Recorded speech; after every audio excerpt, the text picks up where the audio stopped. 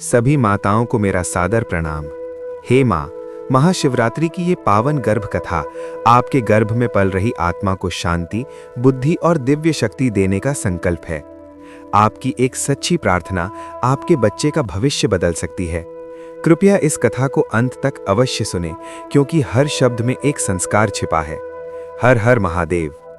हिमालय की पवित्र वादियों में जहां हर श्वास के साथ ओम नमः शिवाय की अनुगूंज सुनाई देती थी, वहीं देवदार के वृक्षों से घिरा एक छोटा सा आश्रम था। वह स्थान साधारण था, पर उसकी ऊर्जा असाधारण थी। कहते हैं, हर वर्ष महाशिवरात्रि की रात्रि वहां कुछ दिव्य घटित होता था। उसी आश्रम में एक गर्भवती माता रहती थी। नाम था सावित्री। रूप से सामान्य, जीवन से सरल, पर हृदय से अत्यंत पवित्र। उसकी केवल एक प्रार्थना थी, हे महादेव, मेरा बच्चा केवल बड़ा न हो, वो बुद्धिमान हो, संस्कारी हो और समाज के लिए प्रकाश बने। महाशिवरात्रि की वो पावन रात आई। चारों ओर दीपों की पंक्तियां जगमगा रही थीं। घंटियों की ध्वनि वातावरण में तरंगित थी। मंत्रों की गूंज से आकाश भी पवित्र हो उठा था। सावित्री धीरे धीरे शिवलिंग के समीप पहुंची। उसने कोई कठिन व्रत नहीं रखा था, न कोई बड़ा अनुष्ठान किया था। बस अपने गर्भ पर हाथ रखकर बोली, हे भोलेनाथ, मेरे गर्भ में जो आत्मा है, उसे अपनी शांति, अपनी बुद्धि और अपनी करुणा का आशीर्वाद दीजिए। उसकी आंखों से आंसू बह निकले। उसी क्षण उसे भीतर हल्का सा स्पंदन अनुभव हुआ, जैसे कोई प्रकाश भीतर उतर आया हो, जैसे स्वयं शिव ने उस आत्मा को स्पर्श किया हो।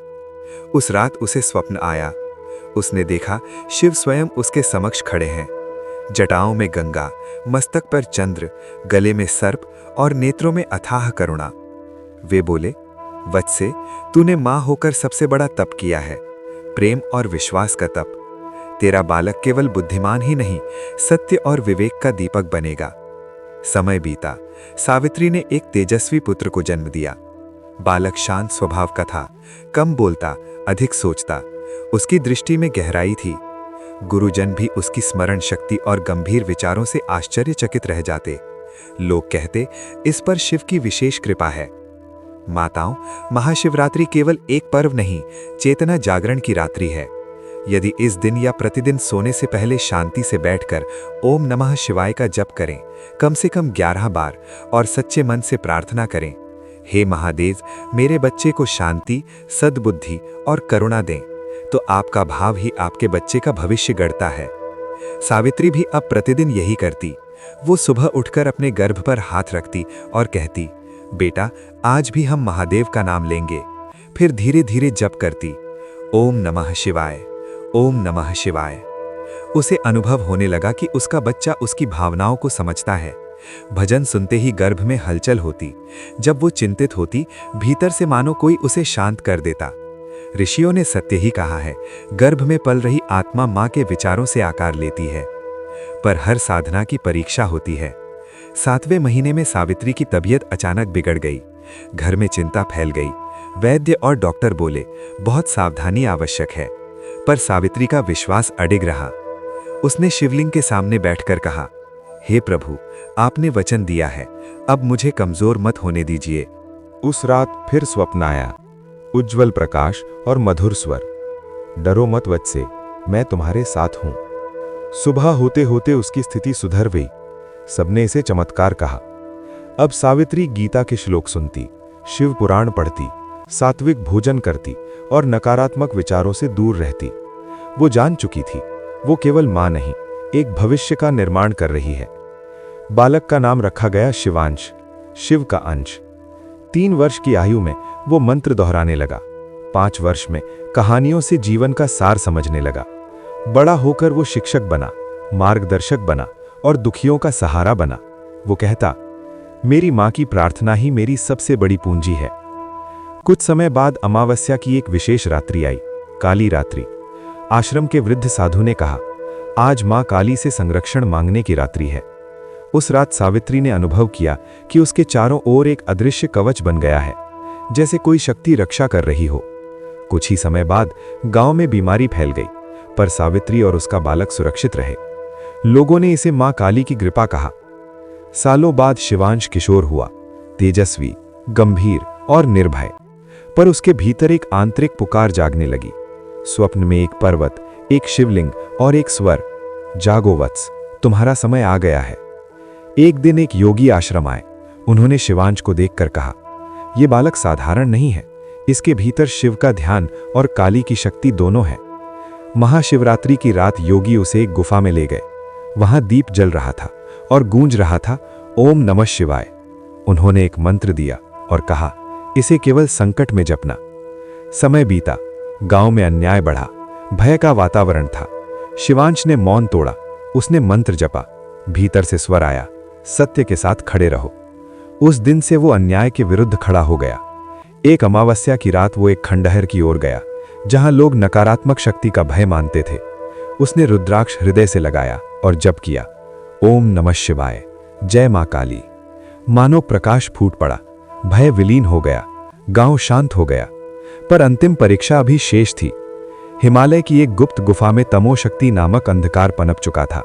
लालच, अहंकार और द्वेष से जन्मी शक्ति। योगी ने कहा, अब युद्ध बाहर नहीं, भीतर होगा। शिवांश हिमालय चला गया। 40 दिन मौन साधना की, केवल जप, केवल ध्यान। धीरे धीरे उसका अहम पिघल गया, भीतर का प्रकाश प्रकट हुआ। 41वें दिन उसे अनुभूति हुई, जो स्वयं को जीत लेता है वही जगत को जीतता है।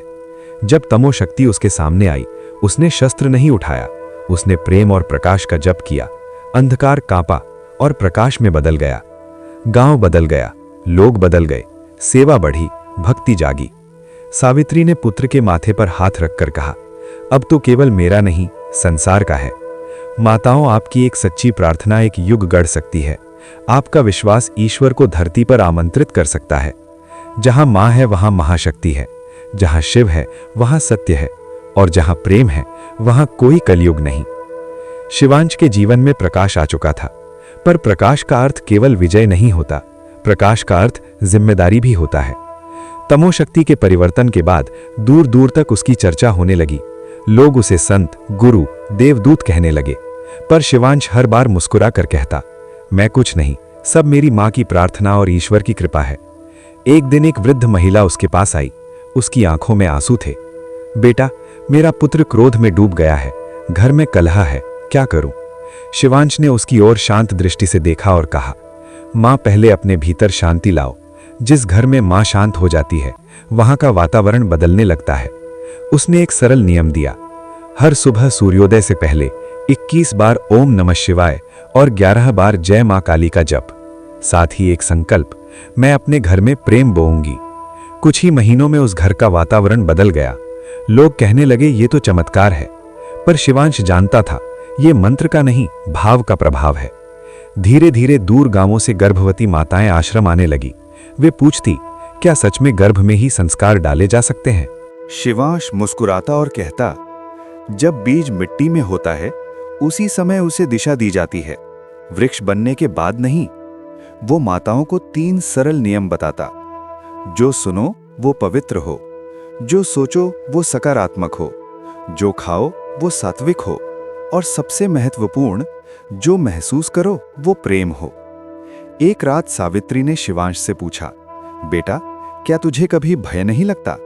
शिवांश ने उत्तर दिया, लगता है मां, पर अब मैं भय से भागता नहीं, मैं उसे प्रकाश दिखाता हूं। सावित्री की आंखें भर आईं।